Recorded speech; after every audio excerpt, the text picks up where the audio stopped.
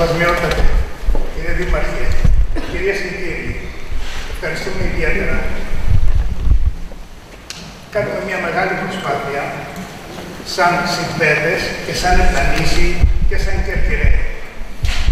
Είναι αφόρητη η προσπάθειά μας. Γεννηθήκαμε σε αυτόν τον τόπο. Μεγαλώσαμε, φύγαμε. Ζήσαμε την παράδοση, τις μπάντες, τις χοροδίες, τη λαϊκή μουσική. Και τώρα δημιουργούμε, όπως είπα και προηγουμένως, με το βλέμμα στο μέλλον, αλλά και με την καρδιά και τη σκέψη εδώ. Σε όλους εδώ υπάρχονται. Και όταν ερχόμαστε εδώ, ακριβώς έχουμε μέσα μας, όταν λείπουμε και ερχόμαστε εδώ για να αναβαπτιστούμε σε αυτό το μέρος, με αυτή την τέλεια παράδοση.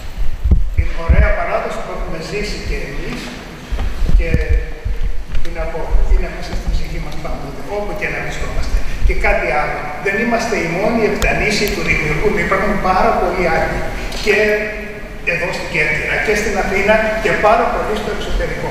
Μέχρι τη Νέα Υόρκη, μέχρι οπουδήποτε όπου υπάρχουν Έλληνες, υπάρχουν και Κερκυραίοι και Επτανήσιοι συνθέτες που διαπρέπουν. Και σε πανεπιστήμια έξω και σε άλλες δραστηριότητες. Θερμές ευχαριστίες. Η μουσική που γράφουμε πολλές φορές ξενίζει.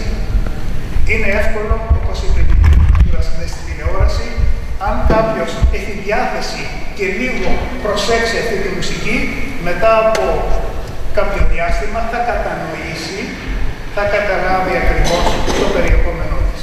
Ή τουλάχιστον θα πάρει μια ιδέα από αυτό που γράφουμε.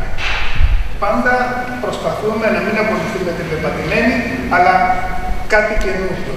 Εξαρτάται βέβαια από την περίπτωση. Τώρα είχαμε εδώ την συμπαράσταση της Σεβασμιωτάτου και κάναμε αυτή την συναυλία θρησκευτικής μουσικής. Τα περισσότερα έργα, όπως είπαμε, είναι γραμμένα πρόσφατα, είναι τα τελευταία χρόνια. Αυτά και τίποτε άλλο. Θερμές ευχαριστίες.